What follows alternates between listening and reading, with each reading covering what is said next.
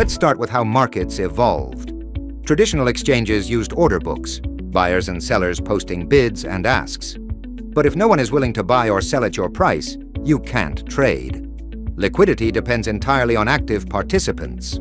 Then came automated market makers, AMMs, like Uniswap v2. Here, liquidity providers pool tokens, and trades happen directly against the pool. Prices adjust automatically with supply and demand, meaning liquidity is always available. But there's a catch: impermanent loss. When the price of ETH moves, the pool rebalances. You end up with more of the weaker asset and less of the stronger one. If you had just held your tokens, you might have made more. This loss only becomes permanent if you withdraw at the wrong time. With concentrated liquidity on DexLin, instead of spreading funds across the full curve, LPs choose a price band. Inside this band, every dollar earns fees. Outside it, your liquidity is inactive but safe. No impermanent loss from unused ranges. This solves two problems. First, you get capital efficiency, higher returns with less locked capital. Second, you reduce impermanent loss exposure since your liquidity is only active where you want it. With CLMM, you choose your active range, say $1,000 to $2,500 ETH. As long as ETH trades within it, your liquidity earns at full power. Let's see the benefit with an example. Alice provides liquidity in V2, while Bob provides in V3. Alice deposits $1 across the full curve. After 1 year, she earns fees worth 50% APR. But because her liquidity is spread so thin, her effective capital is only 15.9%. Bob concentrates liquidity between $1,000 and $2,500 ETH. He only needs $183,500 to match Alice's depth in that band.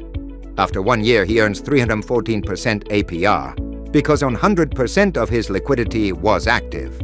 So how do we actually get those APR numbers? Let's start with the formula. Alice provides $1 million across the full curve. After 12 months, she earns $500,000 in trading fees. Divide 500,000 by 1,000, and you get 0.5 or 50% APR. That's her official return. But here's the catch. Most of Alice's liquidity was never used. Only about 15.9% of her funds, that's roughly $159,000, actually sat in the active ETH range between $1,000 and $2,500. If we measure against the capital that was really working, the math changes. 500,000 divided by 109,000 equals about 3.14, or a 314% effective APR. But Alice never sees that, because her extra capital just sat idle. Now let's look at Bob. He concentrates his liquidity only in that same ETH range.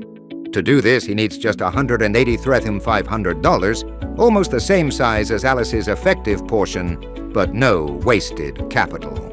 Bob earns the same $500,000 in fees, but because all of his funds are active, the APR jumps. 500,000 divided by 183,500 is around 2.72, or between 272% and 314% APR, depending on fee distribution.